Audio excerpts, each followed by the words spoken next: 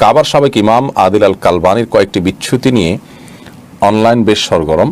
গান, খেলাধুলা ও সিনেমা সম্পর্কে তার দৃষ্টিভঙ্গি যথেষ্টই আপত্তিকর। বিষয়টা দেখে বেশ শক খেলাম।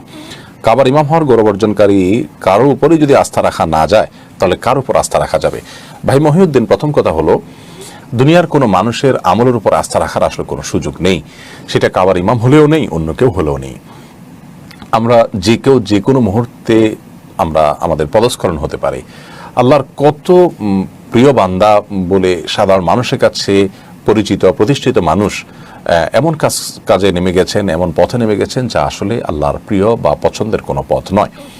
আদিল আল কালবানি সম্পর্কে প্রথমে বলে রাখতে চাই, তিনি কাবার নিয়মতান্ত্রিক কোনো ইমাম ছিলেন না। তিনি সামান্য কয়েকদিনের জন্য কাবার তারাবির ইমাম ছিলেন।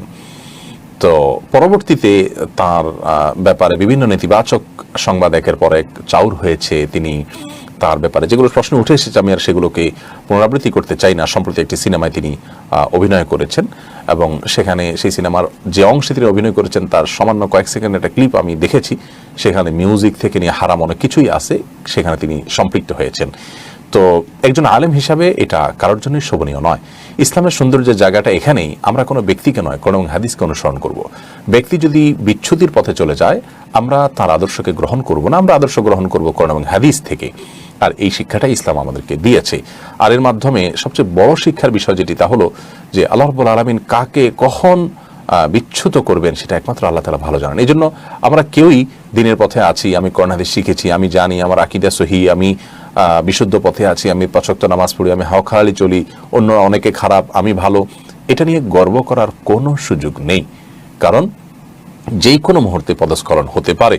আর এই জন্যই এই ঘটনা থেকে শিক্ষা নিয়ে আমরা অহংকারী না হয়ে আল্লাহর দিকে আরও বেশি ধাবিত হব। আমাদের হৃদয় প্রকম্পিত হবে যে কাবা শরীফের মধ্যে তিনি তারাবির ইমামতির সুযোগ পেয়েছেন, হোক সামান্য দিনের মতো, এটা সামান্য দিনের জন্য, এটা অনন্য গৌরবের। আমি সৌদি আরবে থাকতে সৌদি আরবের যে রেডিওতে এজাতুল কোরআন করিম বলা হয়, যেটার নাম, অর্থাৎ কোরআন কারীমের তেলাওয়াত চলতে থাকে সবসময়, এই শেখ আদিল আল কালবানির তেলাওয়াত আমি সবসময় শুনতাম। বিশেষ করে দুপুরবেলা সম্প্রচার হতো যথাসম্ভব 11টা সাড়ে 11টা এই টাইমটাতে।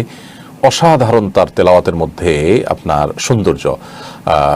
গুগলের সার্চ দিলে আপনারা এখনও পাবেন ইউটিউবে তার সেই তেলাওয়াতগুলো। আমার কাছে মনে হয় যে এক ভিন্ন ধরনের তেলাওয়াত।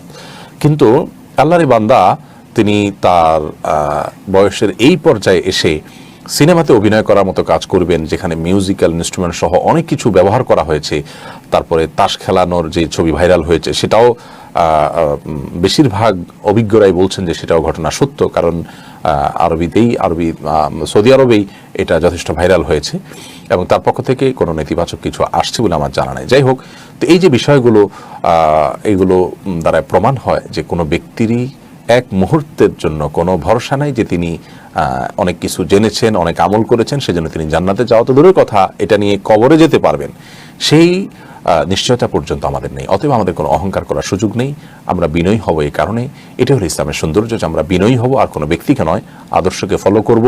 তিনি বিচ্যুত হয়ে গেছেন, তিনি কেন, তার চাইতে আরও বড় কেউ, কাবার যদি স্থায়ী ইমামও কেউ বিচ্যুত হয়ে যান, আল্লাহ না করুন, আমরা তাকে অনুসরণ করব না। তারা যদি ভুল কিছু বলেন, আমরা তাদেরকে অনুসরণ করবো না। আমরা অনুসরণ করবো কোরআন এবং হাদিসকেই।